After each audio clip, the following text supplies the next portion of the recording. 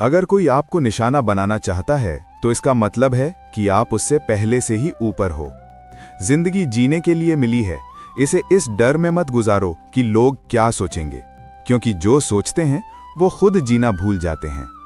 किसी के बुरे वक्त में उसका हाथ थाम लो, सहारा दो, उसे हिम्मत दो, क्योंकि बुरा वक्त गुजर जाता है लेकिन उस वक्त में दी गई दुआएं हमेशा साथ रहती हैं। मनुष्य सुबह से शाम तक काम करके इतना नहीं थकता जितना चिंता और क्रोध के एक क्षण में थक जाता है। इसलिए अपने मन को शांत रखो, क्योंकि वहीं भगवान का असली निवास है। संबंध परमात्मा से अच्छे बना लो तो तुम्हें किसी की जरूरत नहीं पड़ेगी, क्योंकि जब भगवान साथ हों तो पूरी सृष्टि तुम्हारे पक्ष में काम करने लगती है। सलाह देने वाले 1000 मिलते हैं, पर साथ देने वाला केवल भगवान होता है। जीतने के बाद तो सब गले लगते हैं, मगर हार में जो साथ खड़ा रहे वही सच्चा साथी है। बिना मतलब कोई इज्जत नहीं देगा, लेकिन खुद को इतना काबिल बना लो कि लोग बिना मतलब के भी इज्जत करें। भगवान कहते हैं, सोने से पहले सबको माफ कर दो, क्योंकि मैं भी तुम्हें माफ करने के लिए तैयार बैठा हूं। वो ऑक्सीजन की तरह हैं, दिखाई नहीं देते, पर उनके बिना जीवन संभव नहीं। कृष्ण कहते हैं, कर्म करो, फल की चिंता मत करो। जो बीत गया उसे जाने दो, जो आने वाला है उस पर भरोसा रखो, क्योंकि मैं हूं तुम्हारे साथ। कोई और तुम्हारी मदद नहीं कर सकता, अपनी मदद स्वयं करो। तुम अपने सबसे बड़े मित्र भी हो और सबसे बड़े दुश्मन भी।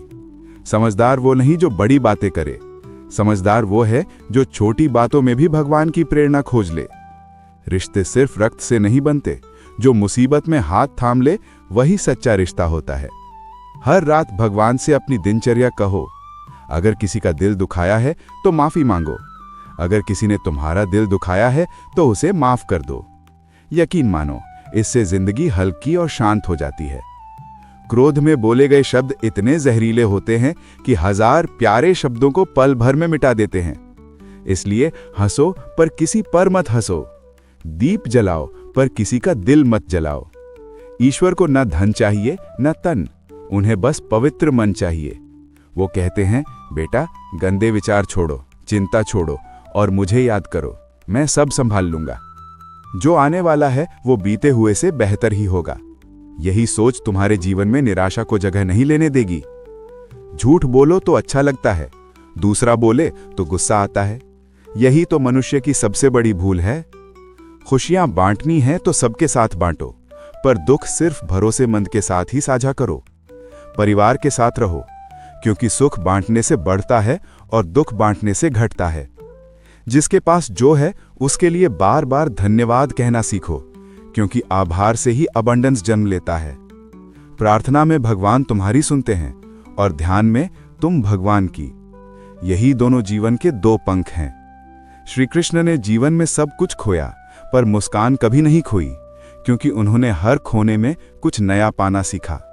वो हमें यही सिखाते हैं, खुश रहना एक कला है और हर परिस्थिति में मुस्कुराना भक्ति। गीता कहती है, अगर कोई आपको अच्छा लगता है तो अच्छा वो नहीं, अच्छा आपकी दृष्टि है। दृष्टि बदलो, जीवन बदल जाएगा। दुनिया को दोष मत दो, अपने मन को समझो, क्योंकि मन ही कारण है दुख और सुख दोनों का। कभी उम्मीद मत छोड़ो, भगवान से नहीं लोगों से रखी उम्मीद छोड़ो, क्योंकि भगवान कभी निराश नहीं करते।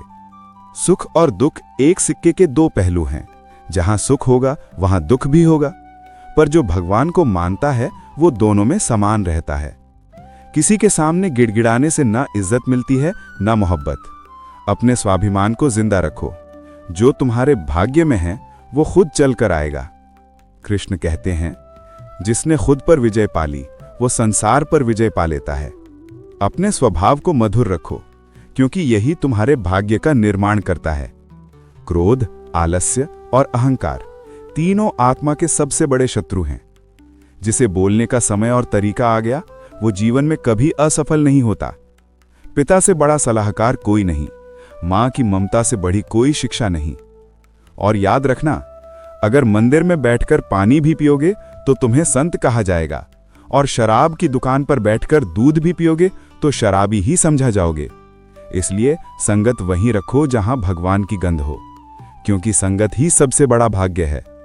दोस्तों, आशा करता हूं कि इस वीडियो से आपको बहुत कुछ सीखने को मिला होगा। मिलते हैं जल्द ही एक नए ज्ञानवर्धक और प्रेरणादायक संदेश के साथ।